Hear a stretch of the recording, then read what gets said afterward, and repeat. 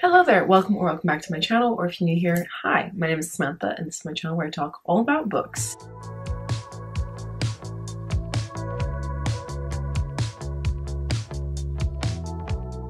Anyway, today I'm coming to you in front of my bookshelves. Oh my god, I haven't sat in front of my bookshelves in months. I don't know why, I've just been really enjoying filming in my mom's room instead of in my room. But I have these new beautiful bookshelves which my mom custom built for me, and I haven't sat in front of them or done a bookshelf tour or anything like that since she did it, which was literally, I think in April or something. Like, it was a long time ago, and I haven't shown them. Anyway, but here are the bookshelves in all of their glory. I will do a bookshelf tour at some point, but like the books haven't changed that much since my last one, which was literally in May, I think, when I went through all the moldy books. By the time I actually got around to posting that video, I had already got these shelves, but it was too late. So yeah, I didn't mention anything about it, but yeah, I have new shelves. They're not moldy. The books are okay now, so it's all good. If you don't know what I'm talking about, I'll link the video up in the card, but basically half my books went moldy. It was great. Anyway, but that's a lot of rambling. I just really felt like filming in here today because, like, it's a shame that I don't film in front of here. And today we're going to be doing my August wrap up. So we're going to talk about all of the books I read in August. And let me just tell you, August was a terrible reading month for me. We'll get to the average rating when we get to that in the stats, but it was low. It was very, very low. I did read 6 books, which is not too bad. I barely liked anything that I read, so it felt like I didn't read anything, but I did. I did read some stuff. I will also talk about the first book that I finished so far in September, because I finished a book on the 1st of September. And I did read most of it in August. I finished it off on the 1st of September, and I honestly considered changing the read date on Storygraph so that it would be included in the stats, but I didn't. But I do want to talk about it in this video because I want to talk about what my thoughts are fresh on it. Also, there are a few books that I read which were for secret TBR videos, so I can't talk about my thoughts yet. So yeah. Anyway, that's a lot of rambling. If you've never watched one of my wrap-ups before, basically what I do is I go over my stats, which I get the stats from Storygraph. Every month they generate monthly reading stats, and I just use those. We go through them, and then after that, I'll go through every book I read and what I rated it, apart from the ones that are for secret videos, which are coming up. I won't go over that, obviously, and then I'll give reviews of books that I feel like I have a lot to say about, and that's how I do it. So anyway, I have a tendency to ramble a lot, so let's nip that in the bud, shall we? And let's just go over the statistics. So now I just need to remember how to screen record, and you'd think doing it every month I would remember, but every month I forget. Okie. So as I said, I read a total of 6 books in the month of August, which was 2,939 pages, which is actually quite a bit. I feel like that's more than the previous month. And my average time to finish a book was 16 days, which does seem pretty lengthy, but I think that's because of one book in particular, which I did start reading in June, I think, at the very end of June, but I just was waiting for the audiobook to come in, basically. So that kind of messed up the stats a little bit. In terms of the moods, I had 4 funny books, 3 emotional, 3 adventurous, 2 tense, 2 lighthearted, and a few other emotions, but you know, pretty much everything. In terms of pacing, I read 5 medium-paced books and 1 fast-paced book, although that is according to Storygraph, not according to me necessarily. For page number, I had 4 books which were between 300 and 499 pages, which is kind of my standard. And then I had 1 book over 500 pages and 1 book under 300 pages. And then in terms of my fiction-nonfiction split, I read 5 fiction books and 1 nonfiction book. My genres were mostly romance. In fact, all of the books I read were romance apart from the nonfiction. So yeah, I read 5 romance books, 3 of which were fantasy romance, 2 of which were contemporary romance, and 1 was I think it was a contemporary sports romance. Oh yeah, I was like, what was the sports romance? Because it was barely sporty, but anyway, I remember what it was. The psychology memoir, that's the nonfiction that I read. For the format, I had a 50-50 digital and print split. I read quite a bit on my Kindle this month, and I also read some books from the library that I was finishing off. And then in terms of my ratings, this is so sad. My average rating for August was 2.83. Not even 3 stars. 2.83. That's so sad. Very low. I kept on thinking I was getting into a slump because I just didn't really enjoy what I read. But, you know, I survived. I powered through. And as I said, I did have 1 other book that I finished on the 1st of September, which I'm going to talk about, and that was a 4.5. If we count that in August, it would probably push it to over 3, I guess. Shall I do that math? If we include the 4.5 from the 1st of September, that takes my average rating up to a 3.07. So just a 3. So yeah, it was a pretty bad reading month, as you can see. Anyway, so I had 1 1-star read, 2 2.5 stars, 1 3.25, 1 3.75, and 1 4-star read. So yeah, that was pretty disappointing. At least I had that 4.5, but it doesn't even count towards August, so it was kind of a shame. But anyway, those are all the stats that I have, and now let's go into every book that I read and what I rated them. So the first book that I read in the month of August was Powerless by Elsie Silver, and just to let you know like how much of a slump I was in at the start of this month, I didn't finish this book until the 12th of August, and that was the first book I finished in August, so that's fun. But yeah, I read Powerless by Elsie Silver, the third book in the Chestnut Spring series, and I gave this 3.25 stars. Then I read an arc of The Songbird and the Heart of Stone by Chris Broadbent, and I gave this 2.5 stars. I'm so sad, but we'll get to it when we get to it. The next book I read was for a secret reading vlog, and I won't tell you what it was, but that was the 1 star. Then I finished rereading A Court of Wings and Ruin by Sarah J Maas, and I gave this 4 stars. Next, I read Hot Hex Boyfriend by Carly Bloom, and I gave that 2.5 stars. And finally, the last book that I read in August was another one I read for a secret TBR video, so I can't tell you what it was, but that was the one that I gave 3.75 stars to. And the book that I finished on the 1st of September was Lost and Lassoed by Lassoed. This is an arc coming out in November, and I gave this 4.5 stars. Loved it. But yeah, so those are all the books that I read and what I rated them, minus the secret TBR ones. And now let's just get into the reviews, and I'll tell you what I thought about the books and what they were about if you don't know. So we're gonna go from worst to best. So we're gonna start off with Hot Hex Boyfriend by Carly Bloom. This was an advanced reader copy, which actually came out on the 3rd of September, so it's out already. This is basically a romance with a sprinkle of fantasy. It's a witchy small town romance book, and it basically follows our main character Delia, and she is part of a family of witches, although she doesn't actually believe that she's a witch or that witches are even real, because her family doesn't actually have any magic. And the party line is that there was a hex put on their family a couple hundred years ago, and they used to be magical, but they've now lost their magic, and Delia is the only one who can restore the magic because she is something called a blue witch, because she was born on a blue moon, and she also has a weird birthmark on her butt, which is pointed out as a big thing in the synopsis, but it's literally so irrelevant, so I don't know why that was even a thing, but whatever. So yeah, we've got our girl Delia, and she has to break the curse on her family by midnight on her 30th birthday, otherwise they'll never get their magic back. But she doesn't believe in it because there aren't any signs to tell her that there would be magic. Then we meet the male love interest called Max, and he basically has just moved in next door because his uncle passed away, and his uncle was really close with Delia's family, and so when he moves in next door, they were very welcoming to him, and they're really trying to be friendly, but he's kind of giving everyone the cold shoulder. He's a bit of a dick, to be honest, and it turns out that's because his ancestors were the ones who put the curse onto the Merriweather family, and it's his job to make sure that Delia doesn't break the curse. But obviously it's a romance, so a romance ensues between Delia and Max, and yeah, that's basically the premise. Unfortunately for me, this book had really weird pacing issues. So basically the first 60% of this book, as in over half of the book, Delia doesn't think she has magic, and she doesn't believe in magic. We know that Max is a witch and that he knows that they're witches, but basically she doesn't believe in magic up until 60% of the way through the book. So yeah, the main like plot of the book doesn't kick in until really late. So then the end of the book was really quick, and I also just didn't like the romance in this personally. I feel like they didn't have any chemistry. It was sort of just like, oh, I think that she's hot, or I think he's hot, therefore there must be chemistry there, but there wasn't. And also another thing is that I felt like all of the characters spoke in a really immature way. Like they just didn't feel like they were characters who were in their 30s. I did really like the small town vibes, and also there's a cat in this that talks, which is excellent. But apart from that, it was kind of a miss for me. I feel like it could have just been so much better, and I just feel like I'm constantly disappointed by small town witchy rom-coms, apart from the XX series by Erin Sterling. We know I love that. So yeah, I feel like I need to kind of just give up because I'm just so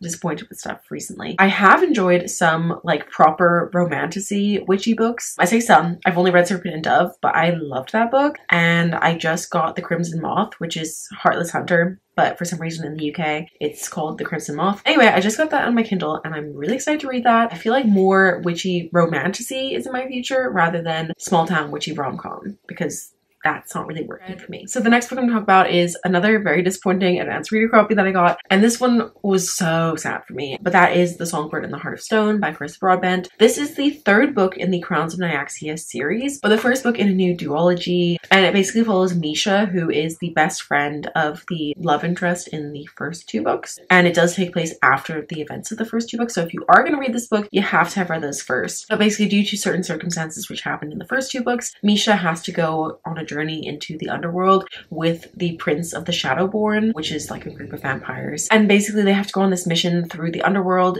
to resurrect the god of death. However, Misha is actually an acolyte of the god of the sun, and he has actually given her a mission which does not necessarily align with the mission that the guy thinks that they're going on. And basically chaos ensues as they travel through the underworld and a romance develops between them. I had so much trouble with this book. First of all, getting into it, and then also just overall, I just didn't enjoy it. And I'm so sad because I really enjoyed the first two books, specifically the first book, The Serpent and the Wings of Night. I loved that book. That will probably be one of my favorite books of the year, but this one was so disappointing. I'm so sad. Basically, my main issue was that it was super repetitive. They kept on having the same exact fight, as in not like a verbal fight, not like a relationship fight, as in an actual physical fight. They kept on having the same physical fight. Every time they got to like a new level within the underworld, they had to battle certain people, and it happened so many times, like 5 times, the same fight. And so it just got so boring and also like kind of anticlimactic because you know, like, oh, they're probably gonna survive it if they survived the last 4 times. Like, I don't know, it was just really dull. And I also just had a really hard time picturing the world for some reason. I just couldn't visualize it in my head, which like I don't always have to, but I think it wasn't helping that I couldn't visualize it, and then this fight was happening again and again and again, and I also just didn't really enjoy the romance between them. I will say I really loved Misha's character. I liked her character a lot in the first 2 books as well. I feel like she was really well developed, but the love interest, I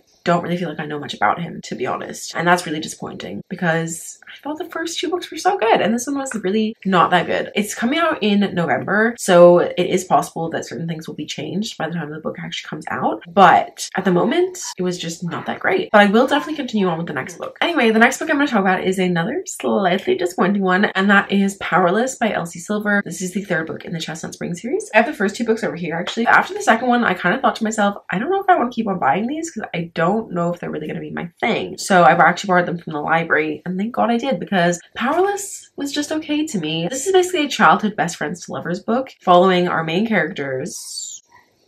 I don't even remember their fucking names. What were their names? So this book basically follows our main characters, Jasper and Sloane. And essentially, Sloane is the cousin of Brett and Cade. She is basically their cousin, who we meet Brett and Cade in the first 2 books. She's related to them. And Jasper is the like adoptive brother of Rhett and Cade, but basically their whole childhood, Sloane and Jasper were like, we're not cousins though. Even though I'm their adopted brother, we're not cousins, because they just knew in the future they were going to be together. And Sloane always had a crush on Jasper, but he didn't reciprocate until she was like much older. And essentially Sloane is due to get married, but she really doesn't want to marry this guy. She's mainly doing it for her family because it's going to help with her dad's business somehow. She's supposed to get married, but she decides to run away from her wedding, and Jasper is there to rescue her from this terrible wedding and take her away. And then the best friends turn into lovers. As it happens, you know? I honestly didn't like this one that much because I feel like we weren't actually shown them being best friends. We were just told that they were best friends because we didn't really get very many flashbacks, and I feel like that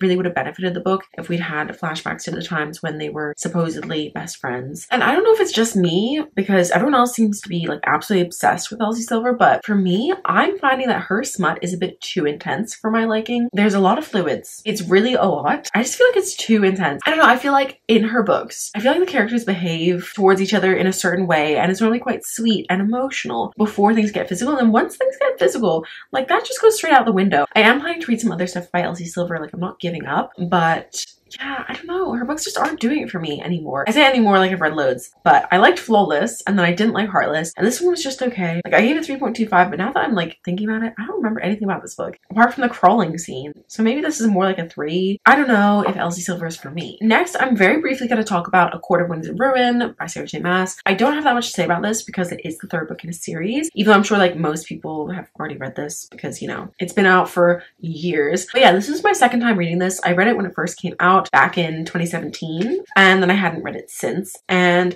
this, I would say, is probably... No, actually, I wouldn't say this is my least favorite in the series. I think now A Court of Thorns and Roses is my least favorite, but A Court of Mist and Fury is still my absolute favorite. I actually really enjoyed the plot of this. There's a lot of war in this, which is quite interesting. I don't love every single aspect of it, but overall, it's quite an enjoyable read. There are some very cringy things that Feyre and Rhys do, which are not acceptable, and there's some lines of just like, Sarah, why? Why did you write that? That's just, no thank you. But overall, you know, I had a good time. It did take me a long time because I was waiting for the audiobook to come in. But yeah, I enjoyed it, and I wanted to reread this so that I could read A Court of Silver Flames. I will be doing that at some point during the autumn. But yeah, if you don't know, Court of Thorns and Roses follows our main character Feyre. It's Beauty and the Beast retelling. Basically, she is very poor and she's living in the human lands right on the border of the fairy lands. And one day she's out hunting and she kills what she thinks is a wolf, but it turns out that it's a fairy that can shapeshift, and it shapeshifted into a wolf. So this beast comes to her house and basically takes her prisoner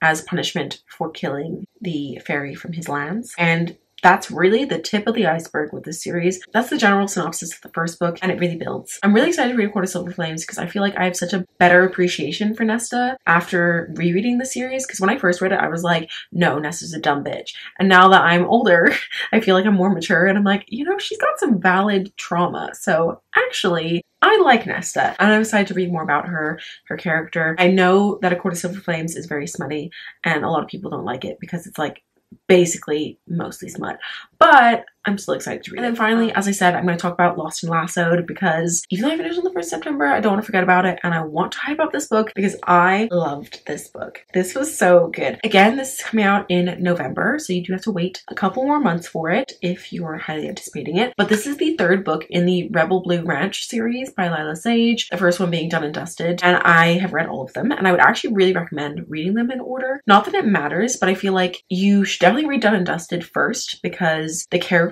that we have in Lost and Lassoed, you meet and kind of know their backstory a bit more from Done and Dusted. And then Swift and Saddled is just really good, and in my opinion, better than Done and Dusted. So yeah, I would recommend reading that one as well. And this one, I really liked this one. This one basically follows Teddy and Gus's story, and Teddy is Emmy's best friend, who Emmy is the main character in the first book. So yeah, Teddy is Emmy's best friend, and Gus is Emmy's older brother. And Teddy and Gus hate each other. They really do not like each other at all. And basically at the start of the book, Teddy loses her job, so she doesn't have any work over the summer. And Gus has basically taken on a lot more responsibility on the ranch recently. And the mother of his daughter, who he's not involved with romantically, they're friends, but yeah, she basically is going away for the summer, and so he also has to take care of his daughter more than he normally would. They normally split the time more, so basically he is struggling to keep on top of his ranching responsibilities and taking care of his daughter. So basically he reluctantly hires Teddy to be his babysitter for the summer.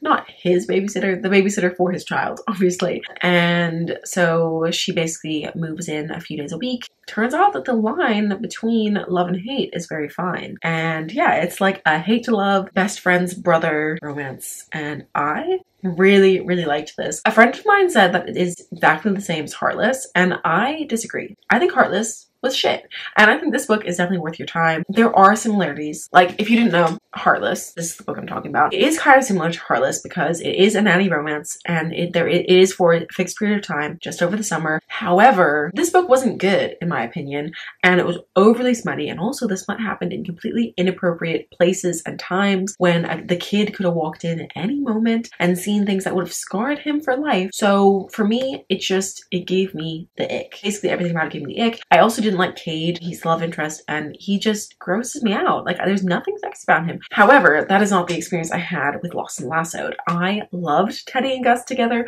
They were so cute. I feel like the relationship was really well developed before anything became physical, which I really appreciate. Not that it matters, obviously, but I feel like in a romance book, it's kind of nicer if they've already established their relationship, or, you know, the feelings are there. I don't know, I prefer it if the relationship's really well developed. Like, it clearly felt like love instead of lust, unlike in Heartless, where it just felt like lust. But anyway, and I also feel like it wasn't overly smutty. Like, it was, and the smut wasn't perfect for me. Lila Sage likes to use the C word, and I don't like that. It was only used a few times, but I don't like it personally. So yeah, I wasn't a huge fan of that, but otherwise, it was fine. It was good. I enjoyed it. And also the one other thing was that I do feel like the relationship was well developed, but I feel like a few things happened off page, and it would have been nice to have seen that and see their relationship develop a little bit more on page. But I still had a really great time with it. It was fun. It was cute. I actually liked the kid, which is interesting because I never like kids in books, or rarely. But I liked the kid. I liked that Gus was such a good dad, which again, normally I don't care, but it was very sweet. And I liked that Teddy had like interesting hobbies. Like, she was really into sewing, and she was like quite creative, which I really enjoyed. I feel like in romance books, sometimes it's just about the romance, and like they don't don't really have hobbies and stuff. So sometimes it's nice to just see like a character that feels like a real person. I basically just loved this. I really, really enjoyed this. I would highly recommend you pick it up when it comes out in November. And if you haven't read the other 2 books first, you should definitely pick those up because they're a great time. But yeah, so those were all the books that I read in August, plus the sneaky one from September. But yeah, that's all that I have for this video. So I hope you liked it. If you did, please give a thumbs up. If you're new here, feel free to subscribe down below. And if you made it all the way to the end of the video, please leave me the cowboy emoji down below. So I know you made it all the way to the end, or if you don't know what to say, just leave the cowboy emoji. But if you do want to leave me a comment with some words, please let me know what your favorite book that you read in August was, because as you can tell, I had a terrible time and I would really like to read some good books. So if you have any recommendations for me, leave them down below. I'd love to see them. But yeah, that's all I have for this video, so I'll see you very soon with another one. Bye!